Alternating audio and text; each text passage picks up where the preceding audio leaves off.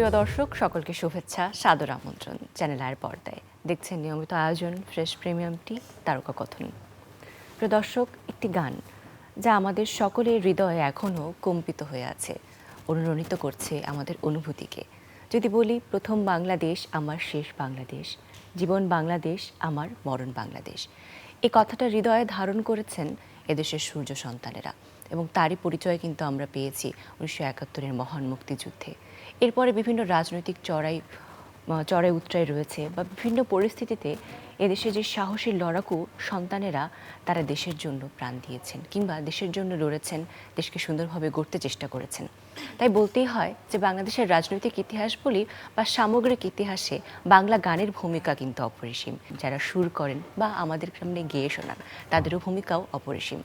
আজ কিন্তু কথা হবে গান নিয়ে, এবং সেই গানের গল্পই আজ শোনাতে আমাদের সাথে দুজন মানুষ রয়েছেন। তার মধ্যে একজন যিনি রয়েছেন, তিনি এই যে প্রথম বাংলাদেশ আমার শেষ বাংলাদেশ সহ আরও অনেক জনপ্রিয় সকল গান তিনি লিখেছেন। তার কলমের আঁচড় থেকে সে গানগুলো সরাসরি পৌঁছে গেছে আমাদের হৃদয়ে। আমাদের সাথে আছেন গীতিকার মনিরুজ্জামান মনির, শুভেচ্ছা। এবং আমাদের সাথে রয়েছেন এই প্রজন্মের তরুণ শিল্পী, আমাদের চ্যানেল আই খুদে গানরাজের অনন্যা আচার্য। অনন্যা, শুভেচ্ছা। শুভেচ্ছা। দুই প্রজন্মকে এক করতে পারা, আমার মনে হয় চ্যানেল আইয়ের বিভিন্ন আয়োজনে এই জিনিসটা আমরা সবসময় রক্ষা করেছি, এবং আজকেও এমন একটা দারুণ যোগসূত্র হবে। স্যার, প্রথমে তো বলছিলাম প্রথম বাংলাদেশ আমার শেষ বাংলাদেশ, এবং গানটি যখন তৈরি হলো তারপর থেকে গানের জনপ্রিয়তা এখন পর্যন্ত এক বিন্দুও কিন্তু কমেনি। এখনো যদি কেউ গানটি বাজে, আমরা মনোযোগ দিয়ে গানটি শুনি। এমন একটা কালজয়ী গান সৃষ্টির পেছনে গল্পটা কেমন ছিল স্যার, একটু জানতে চাই। গল্পটা মানে প্রথমত যে এই গান যে এত জনপ্রিয় হবে এটা ভাবিনি। আমাদের বর্ণালী অনুষ্ঠান বিটিভিতে আলাউদ্দিন আলী সুরকার এবং আমাকে গীতিকার হিসেবে তারা নির্বাচিত করে। তো আলাউদ্দিন আলী এবং আমি চিন্তা করলাম, তার আগে একবার যেতে দেনা আমার ছোট্ট সোনার গায়ে, এই গানটা পপুলার হয়েছে আর কি। তো আলাউদ্দিন আলী আর আমি চিন্তা করলাম শাহনাজের 2-3টা গান করব। হ্যাঁ, মানিক সে তো মানিক নয়, তারপর দুদিনের এই পৃথিবী, আর একটা দেশের গান করব। আমরা আসলে অনুপ্রাণিত হয়েছিলাম শাহনাজের ওই গানের জন্য, যে ওই গান এত জনপ্রিয় হয়েছে, আমরা একটা দেশের গান করব। তো যাই হোক, এটা আলাউদ্দিন আলী বলল, ভাবতে থাকেন আপনি, অন্য গান লেখেন কিন্তু এটা ভাবতে থাকেন। প্রথমে ওই 4 লাইন কিন্তু বার হলো, আলাউদ্দিন আলীকে বললাম, এই আলাউদ্দিন আলী অ্যাকসেপ্ট করলো, উনি সাথে সাথে সুর করলেন। হ্যাঁ, তারপর অন্তরাটা তখন লেখা হয় নাই। আলাউদ্দিন ভাই বলল যে আপনি অন্তরাটা পরে লিখে দেন আমারে। আমি তখন টেলিভিশনে নিয়মিত ধারাবাহিক এটা ওটা করি, গান লিখি, ছোটদের অনুষ্ঠান করি, মানে টেলিভিশনেই আমার ম্যাক্সিমাম সময় কাটতো আর কি। তখন আমার মনে ছিল ওই যে ওই গানটার কথা, প্রথম বাংলাদেশ, এটা তো আলাউদ্দিন আলী বলেছে সন্ধ্যার সময় যেতে ওইখানে। তখন আমি টেলিভিশনে আমার ওই প্রথম অন্তরাটা বাইর হয় আর কি, আমার আঙ্গিনায় ছড়ানো বিছানো, এটা বাইর হয়। তখন কাগজ ছিল না। আমি ওই আবু জাফর সিদ্দিকী সাহেবের পাশের রুমে বসা ছিলাম, কেউ আমাদের কাগজ দিতে পারলো না। তখন আমি তখন সিগারেট খেতাম খুব আর কি, এখন খাই না। তো ওই সিগারেট বের করে ওইখানে যে সাদা কাগজ কিটা ছিল, ওইটার মধ্যে আমি অন্তরা লিখেছিলাম। আচ্ছা, এই প্রথম বাংলাদেশ আমার শেষ বাংলাদেশ, এই গানের অন্তরা। তারপরে সন্ধ্যায় গেলাম, আমরা রীতিমতো এটা সুর করা হলো, সুর করে গিয়ে তারপরে এটা শাহনাজ রহমতুল্লাহর বাসায় গেলাম আমরা, রিহার্সাল হলো, এটা হলো, টেক হলো গান। কিন্তু গানটা যে শহীদ প্রেসিডেন্ট জিয়াউর রহমান সাহেব পর্যন্ত যাবে এটা আমরা বুঝিনি। হ্যাঁ, উনি কি জানি না যে এটা প্রচার হওয়ার পর উনি কিভাবে এই গানটা শুনেছেন। তখন এই শোনার পর মানে এটা লেখককে আমার নাম, যাই হোক, আমার বাসায় তখন আর্মি আসছিল, একটা চিঠি নিয়ে আসছিল আর কি দেখা করার জন্য। আমি তখন সিলেটে ছিলাম। হ্যাঁ, তারপরে আমি বঙ্গভবন গেলাম, যাই হোক জিয়াউর রহমান সাহেবের সাথে দেখা হলো। উনি এই গানের প্রশংসা করলেন এবং উনি বলল যে আরও লেখেন। হ্যাঁ, তারপরে আমি বঙ্গভবনে ছিলাম, ওইখান থেকে উনি বিএনপির অফিস ছিল তখন 27 নম্বর রোড ধানমন্ডি, আমি ওনার মানে ফলোয়ার গাড়িগুলো দিয়ে ওখানে আসছিলাম এবং অনেকক্ষণ ছিলাম। মানে অদ্ভুত একবার, যখনই আমি বলি যাব তখন উনি বলল যে বাসা কোথায়, আমি বললাম মোহাম্মদপুর, হয় আমার লোকজন দিয়ে আসবে। কি জানি এক মায়ার টানে, হ্যাঁ, অনেকক্ষণ বসছিলাম। তারপরে আমাকে চা খাওয়ালেন, চা খাইতে পারি না এই টেনশনে, হ্যাঁ, সেই চা ছিল ওই যে আপনার গরম মশলা দেওয়া, মানে মশলা চা। মশলা চা ছিল আর কি। আচ্ছা, বোঝাই যাচ্ছে যে এই গানের সাথে আসলে অনেক অনেক স্মৃতি আপনার রয়েছে এবং এত বছর আগে এই স্মৃতিটা কিন্তু এত বছর পরে এসেও অনেকেই ভুলেনি। আর বিশেষ সত্যি করে কথা বলতে কি, মানে এত কালজয়ী একটা গান, কি সুন্দর সহজ সরল ভাবে লেখা, তাই না? আর এই সহজ সরল গানগুলোকেই তো মানুষ একসেপ্ট করে নিয়ে। এবং আরেকটা মজার বিষয় হচ্ছে এই যে গানের স্মৃতিগুলো, এই স্মৃতিগুলোও কিন্তু একটা সম্পদ আমাদের জন্য, যে গানগুলো একদম, কিভাবে একদম। সৃষ্টি হয়েছে। অনেক স্মৃতি আসলে আমাদের সামনে তুলে ধরা হয় না, কিন্তু এই গানের স্মৃতিটা কিন্তু তুলে ধরেছেন আমাদের সম্মানিত জনাব ফরিদুর রেজা সাগর। তার একটি লেখা আজ দৈনিক মানবজমিন পত্রিকায় ছাপা হয়েছে, প্রথম বাংলাদেশ থেকে সবার আগে বাংলাদেশ, আমরা থেকে আমি থেকে কিভাবে আমরা, এবং দেশটা আমার থেকে কিভাবে আমাদের হয়ে উঠলো। এই গানের স্মৃতি নিয়ে লেখাটা দৈনিক মানবজমিন পত্রিকায় ছাপা হয়েছে 17 নম্বর পৃষ্ঠার 1 নম্বর কলমে। আপনারা যারা এই গানটির স্মৃতিটি পুরোপুরি দেখতে চান বা অনুভব করতে চান ওই সময় আসলে কি হয়েছিল, লেখাটি অবশ্যই পড়তে পারেন। বাংলাদেশ কি এখানে ছাপা হয়েছে? হ্যাঁ হ্যাঁ, ওই স্মৃতি কথাটা, আপনাদের যে স্মৃতি কথা রয়েছে, আমাদের জনাব ফরিদুর রেজা সাগর, আচ্ছা আচ্ছা আচ্ছা। আমাদের চ্যানেলের ব্যবস্থাপনা পরিচালক, তিনি লিখেছেন তার স্মৃতি থেকে এই গানের স্মৃতিটি। আমরা গান নিয়ে যেহেতু কথা বলছি, এই গানের কিছু অংশ আমরা একটু আমাদের কালজয়ী শিল্পী শ্রদ্ধেয় শাহনাজ রহমতুল্লাহর কণ্ঠে প্রথম বাংলাদেশ আমার শেষ বাংলাদেশ, এই গানের কিছু অংশ বিশেষ আমরা দেখে আসলাম। স্টুডিওতে কথা বলছিলাম আসলে এই গানের স্মৃতি কথা নিয়ে, এবং আমার একটি দারুণ বিষয় মনে হলো যে এই প্রজন্মের একজন শিল্পী কিন্তু রয়েছেন এবং চ্যানেলের বিভিন্ন অনুষ্ঠানে তারা দেশের গানগুলোকে ধারণ করেই আসলে পরিবেশন করেছেন বিভিন্ন সময়। অনন্যা যেহেতু রয়েছেই, আবার এই গানটির কথা হচ্ছে, তো তরুণ প্রজন্মের শিল্পীর কণ্ঠে এই গানের কিছু অংশ যদি আমরা একটু শুনতে পারি। শ্রদ্ধেয় শাহনাজ রহমতুল্লাহ ম্যাম যেভাবে গাইলেন, আসলে তার কাছাকাছি যাওয়াটা আমাদের জন্য কিন্তু অসম্ভব, তবু চেষ্টা করে, এবং স্যারের পাশে বসে গাইতে পারাটা আমার জন্য অনেক আনন্দের এবং একই সাথে সৌভাগ্যের। প্রথম বাংলাদেশ আমার শেষ বাংলাদেশ, জীবন বাংলাদেশ আমার মরণ বাংলাদেশ। প্রথম বাংলাদেশ আমার শেষ বাংলাদেশ, জীবন বাংলাদেশ আমার মরণ বাংলাদেশ। বাংলাদেশ বাংলাদেশ বাংলাদেশ, বাংলাদেশ বাংলাদেশ বাংলাদেশ, বাংলাদেশ বাংলাদেশ বাংলাদেশ, বাংলাদেশ বাংলাদেশ বাংলাদেশ। বাহ, ভালো আছে।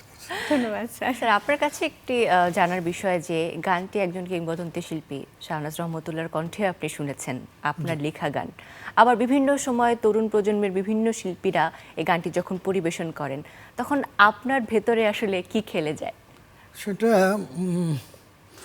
নতুনভাবে আবার দোলা লাগে, যে এই গান স্মৃতি মনে পড়ে যায়। শাহনাজ রহমতুল্লাহ নাই, আলাউদ্দিন আলী নাই, এখনও মানে এই যে গানটা হচ্ছে আমার কিন্তু খারাপ লাগছে, ওরা দুজনের কেউই নাই।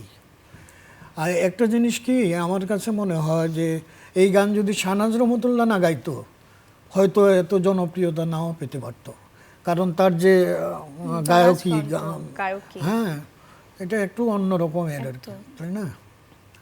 স্যার এই গানটি আপনার লেখা রয়েছে এবং আলাউদ্দিন আলীর সুর করা রয়েছে। এই গানটির আসলে তাহলে যদি বলি যে সত্ত্বাধিকার, তাহলে এই গানের সত্ত্বাধিকার কার হবে, আপনি কি বলবেন? মানে যদি রাইট, কপিরাইট বা রাইটের কথা জিজ্ঞাসা করি, গানটি কার? কপিরাইট দিয়ে দিচ্ছি, এটা একটা কোম্পানিকে দিয়েছি। কাকে দিয়েছেন? এটা ওই কি, ওই যে অনুপম রেকর্ডিংকে দিয়েছি। কিন্তু যদি আপনাকে জিজ্ঞেস করা হয় স্যার যে প্রথম বাংলাদেশ আমার শেষ বাংলাদেশ গানটি কার, তখন আপনি কি বলবেন, গানটি আসলে কার? গানটা আমাদের তিনজনের, আমার লেখা, আলাউদ্দিন আলীর সুর এবং শাহনাজ বেগমের রহমতুল্লাহর কণ্ঠ। আসলে তিনটা যদি ভালো না হতো হয়তো বা এই গান এরকম হতো না। কথা যেমন লাগে, সুরও তেমন লাগে, এবং গায়কীও একটা ব্যাপার আছে, তাই না? একদম। তো আমি বলবো এটা তিনজনেরই ফসল। হ্যাঁ, একা আমার ক্রেডিট না, আলাউদ্দিন আলীর ক্রেডিট না, শাহনাজ রহমতুল্লাহর ক্রেডিট না। স্যার পরবর্তীতে আপনি আরো অনেক গান লিখেছেন এবং জি, জি। আপনার পরেও অনেক গীতিকাররা রয়েছেন যারা দেশের গান করার চেষ্টা করেছেন বা চলচ্চিত্রের জন্য গান করেছেন। স্যার আপনার কি মনে হয় আপনাদের ওই সময় পার করে এই সময়ে যে গানগুলো এখন রচনা করা হচ্ছে পার্থক্যটা কোথায়? কোনো কিছু কি মিসিং আছে? পার্থক্য, আমি কিন্তু প্রথম বাংলাদেশ শুধু লিখি নাই, সূর্যোদয়ে তুমি, সূর্যাস্ত হ্যাঁ, তুমি, রাঙামাটির রঙে চোখ ফেরালো, বা একতারা লাগে না আমার দুতারাও লাগে না, এরকম দেশের গান আছে। আরও একটা কোম্পানি আমাকে 14টা দেশের গান আমার দ্বারা লিখে নিচ্ছে আর কি। তো একটা জিনিস হলো কি যে কিছু কিছু গান আছে মানে একবারই হয়, এটা রিপিট করা যায় না, বা এটার মতো করে করা যায় না। এটা বাংলা গান যেমন বলেন, হিন্দি গান বলেন, উর্দু গান বলেন, মানে যেটা হয়ে যায় হয়ে যায়। আমি কিন্তু আর হয়তো প্রথম বাংলাদেশের মতো আর গান হবে না, সূর্যোদয়ের মতো গান হবে না।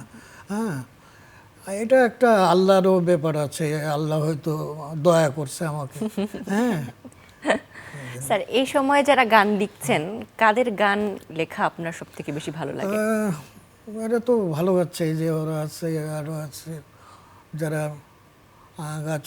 কিন্তু সমস্যা হলো কি যে আমাদের যতগুলা গান জনপ্রিয় হয়েছে চলচ্চিত্র এবং বিটিভিতে, হ্যাঁ, এই প্রথম বাংলাদেশ বলেন, সূর্যোদয় বলেন, রাঙামাটির রঙে, তারপর গাজী ভাইয়ের একতারা, এইগুলা যেসব গানই এখন কিন্তু ওই আমার শিল্পীদের মানে কোনো কি নাই আর কি, মানে কোনো ঠিকানা নাই যে অমুক জায়গায় অমুক গান দেবে, বিটিভিতে প্রচার হবে, হ্যাঁ, বা চলচ্চিত্র এই ছবি ওই ছবি। সকালে আমি যেমন সকালে একবার লিখতাম, সন্ধ্যার সময় আবার আরেকজনের গান লিখতাম, কিন্তু ওই যে জিনিসটা এখন নাই। চলচ্চিত্র কেমন কেমন জানি মানুষ দেখে না বা হয় না ওই রকম, এবং বিটিভি ওই যে চ্যানেলগুলো আসার কারণে বিটিভির প্রতিও মানুষ মুখ ফিরে এনেছে। হ্যাঁ, এইসব কারণে। তারপরে সিডি ছিল, আগে ক্যাসেট ছিল, এই জিনিসটা এখন উঠে গেছে। এখন ওই মানে মোবাইল দিয়ে আপনাকে আমার গান দেবো, একটা আমি টিপ দিলাম, আপনার কাছে চলে গেল। আগে এরকম ছিল না। আগে ছিল আপনার, আমরা গীতিকার সুরকার বসতাম, এটা করতাম, তারপরে স্টুডিওতে যেতাম, শিল্পীরা আসতো, গান করতো, হ্যাঁ, তারপর সেই গান আবার ফিল্মে চলে যেত। হ্যাঁ, এই যে একটা প্রেক্ষাপট ছিল, এটা আর রিপিট হচ্ছে না, ফিল্মও ওইরকম হচ্ছে না। আর এখন যদিও কিছু কিছু চ্যানেল আছে, চ্যানেল আই বা বাংলা ভিশন, আর একটা হলো আরও কিছু কম আর কি, সেগুলোতে হয়তো নাটক টক শো হয়, কিন্তু নতুন গান তেমন হয় না। গান নিয়ে কাজ করার যে প্রবণতা বা একটা যদি প্ল্যাটফর্ম, আপনার যদি ক্ষেত্রই না থাকে, আপনার তো তাহলে আপনি কোথায় লিখবেন, কোথায় সুর করবেন?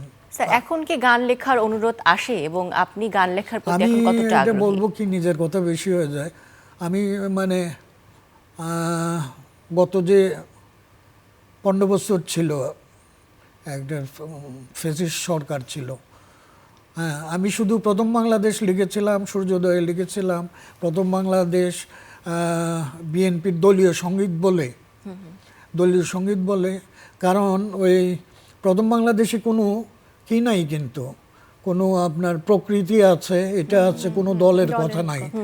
কিন্তু কেন জানি আমাকে টিভিতে এবং রেডিওতে ব্যান করে রেখেছিল, আমার কোনো গান প্রচার হতো না। শুধুমাত্র আপনার এই গানটি ব্যবহৃত হয়েছিল বলে? ওইটার কারণে, কারণ আমি তো সক্রিয় রাজনীতি করি নাই, তাই না? আমি শুধু এই দেশের গানটা লিখেছিলাম, এবং বিএনপির এখন পর্যন্ত দলীয় সঙ্গীত আছে, এবং মহামান্য রাষ্ট্রপতি এটা পছন্দ করেছেন। তারপরে পরের যে দেশনেত্রী খালেদা জিয়া, ওনার সময়ও এই গান কি হয়েছে, ইভেন তারেক সাহেব সেটাও তখন পছন্দ করেছেন, এখনও করেন। হ্যাঁ, উনি অবশ্য জিয়া রহমান সাহেবের উপরে ওনার সাথে বসে একটা গান লিখেছি, এটা আপনারা শুনেছেন কিনা। গানটা হলো ওই যে জিয়া তুমি সোনালীর বুদ্ধে, জন্ম তোমার যুদ্ধে যাওয়ার, নেতা হওয়ার, সিপাহী জনতার, জিয়া তুমি সোনালী বুড়ে নতুন সূর্যোদয়, এটা লিখেছি। কিন্তু ওই কারণে, প্রথম বাংলাদেশের কারণে আমি জানি না, মানে আমার গান কলমটা একদম স্তব্ধ ছিল। এখন আমি ওই রেডিওর জন্য লিখছি। হ্যাঁ, রেডিওর সব বিভাগের জন্য আমাকে ওরা গান চায়, আমি দিই। প্রায় মাসে 3-4টা গান হচ্ছে। আবার টেলিভিশনে গান হচ্ছে, আপনারা খেয়াল করবেন, নতুন নতুন গান নিচ্ছে আমার। ওই যে কি অনুষ্ঠান, মালঞ্চ আছে একটা, আর সঙ্গীতা আছে মনে হয়, এগুলাতে। তো এখন লিখছি, বয়স আমার বাধা হচ্ছে না, শুক্রিয়া যে আমি লিখতে পারি। অবশ্যই স্যার। আচ্ছা অনন্যা, যে এত এত গল্প যে শুনছো এরকম একজন মানুষের পাশে বসে, যে গানকে তারা আসলে কিভাবে ধারণ করেছেন এখন পর্যন্ত, এবং গানই তাদের আসলে বেঁচে থাকার একটা অস্ত্র বলা চলে, বেঁচে থাকার একটা আশ্রয় বলা চলে, কেমন লাগছে? আমি তো শুরুতেই বলেছি যে স্যারের পাশে বসতে পারাটাই তো আমার জন্য কতটা সৌভাগ্যের। আর যে মানুষটা এই গান নিয়ে এত পরিশ্রম, এত যুদ্ধ, আসলে আমি তো বলবো এক প্রকার যুদ্ধ, সেটা হোক লেখার যুদ্ধ, সেটা হোক নিজের যে মত প্রকাশের, হ্যাঁ, সব কিছু মিলিয়ে এত পরিশ্রম। সেই শ্রমের কারণে গানগুলো কিন্তু আজ আমাদের সকলের মুখে, এবং শুধু আমাদের প্রজন্ম নয়, প্রজন্ম থেকে প্রজন্ম এই গানগুলো সবার মুখে মুখে ছড়িয়ে পড়বে, এটা তো আমি আশা করি। এবং সেই সাথে যখন এই গুণী মানুষদের সাথে আমাদের দেখা হয়, আমরা তাদের কাছ থেকে সে গল্পগুলো জেনে খুব উদ্বুদ্ধ হই, এবং আমরাও আসলে চেষ্টা করে যাচ্ছি, দেখা যাক কতটুকু কি হয়। আচ্ছা, যেহেতু পাশে বসার সুযোগ হয়েছে এবং গান তো অনেকবার আপনি গেয়েছেন, আজ কি স্যারকে কিছু জিজ্ঞাসা করতে চান, স্যারের কাছ থেকে কোনো পরামর্শ বা কিছু টেকনিক বা কিছু কি জানার আছে, যে আজকে সুযোগ আছে জেনে নিই? দুটো জিনিস, একটা হচ্ছে একটু জানতে চাই, আর একটা হচ্ছে একটু আবদার করতে চাই। প্রথমত স্যার, যে থাকে না, মানে প্রত্যেক মানুষেরই তো লেখার প্রতি একজন অনুপ্রেরণা থাকে। স্যার, আপনার অনুপ্রেরণা কে ছিল? আমার ওয়াইফ নেই অবশ্য, উনি বিগত হয়েছেন। তো বিয়ের আগে ওনার সাথে একটু ছিল, ভালোবাসাবাসি ছিল। তা আপনার গান লেখার অনুপ্রেরণা কি আপনার স্ত্রী? মানে বলা যায়। তাছাড়াও এমনিও ভালো লাগা আছে না মানুষের, মানে ভালো লাগা থাকে, মানে ভালো লাগাটাই যে প্রেম বলা যায় এটা তো না। ভালো এমনিও লাগতে পারে, বা তার জন্য কিছু অনুভব থাকে, সেটা আমার ওয়াইফ না অন্য কেউ থাকতে পারে। আচ্ছা, আবদারটি কি ছিল? আবদার যেটা বলছিলাম, স্যার তো এখন বলছেন যে বিটিভি কিংবা বেতারে স্যার নতুন নতুন গান দিচ্ছেন, তো আমার আবদার, আমি স্যারের লেখা একটা গান যদি আমি গাইতে পারি, সেটা আমার জন্য অনেক বিশাল কিছু হবে। টেলিভিশন রেডিও দুই জায়গায়, মানে আমি কি করব আর কি, মানে আপনার দায়িত্বটা আমি নিলাম আর কি। আমি রেডিওকে বলবো, টেলিভিশনকে বলবো যে আমি গান লিখবো, ওনারে অনুষ্ঠান দেন, হয়তো কথা শুনে ওরা।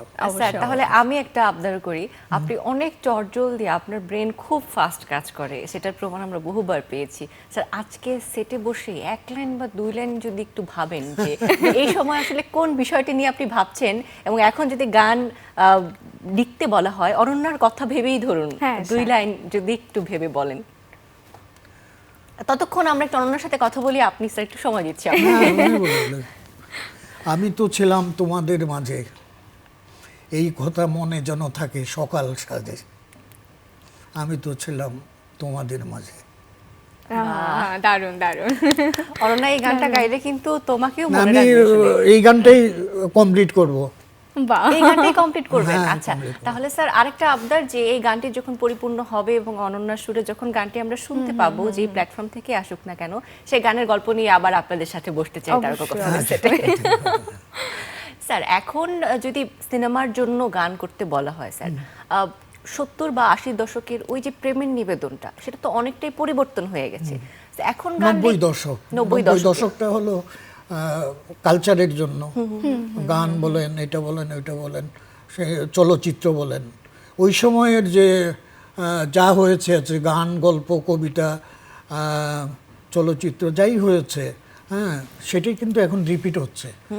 যদিও এটা স্বার্থপরের মতো কথা বলা যায়, আমাদের 90 দশকের গান, গাজী ভাই থেকে আরম্ভ করে আলাউদ্দিন আলী, আমি, রফিকুজ্জামান, নজরুল ইসলাম বাবু মারা গেছে, আমার বন্ধু মানুষ, মুন্সি অদুদ আছে। তো আমরা ওনাকে বললাম আর কি যে আমার বইটা নিয়েন। ওই এই বইটা কিন্তু অধিকাংশ গান চলচ্চিত্রের গান, এবং আজকে আমি খেয়াল করি যে ওই শিল্পীরা কিন্তু ওই গানগুলাই করে, যেমন তুমি আমার কি, তুমি আমার কত চেনার কথা সে বলছো। কি আমার কত চেনা। সে কি জানো না, যাই হোক। তো এগুলো কিন্তু ওনারা যাই করছে ওই 90 দশকের, হ্যাঁ।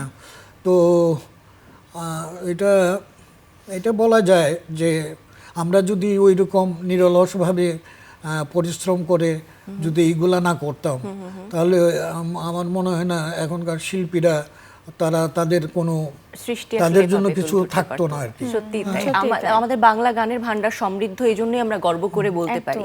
অনেক অনেক ধন্যবাদ, আজকে অনেক গল্প শুনলাম, স্মৃতিচারণ করলাম, অনেক ভালো লেগেছে। আগামীতে আবারও আপনাদের সাথে দেখা হবে। অনেক অনেক শুভেচ্ছা, থ্যাংক ইউ, শুভকামনা, ভালো থাকবেন। Thank you. অনেক অনেক ধন্যবাদ। দর্শক, এই ছিল আমাদের আজকের আয়োজন। আশা করি ভালো লেগেছে। গানের গল্পে ভরপুর থাকুক আমাদের জীবন সব সময়, এবং গানের সাথে আমাদের প্রাণটাও যেন সব সময় আনন্দে ভরপুর থাকে, সেই প্রত্যাশা রেখে আজকের আয়োজন থেকে বিদায় নিচ্ছি। সকলে ভালো থাকবেন।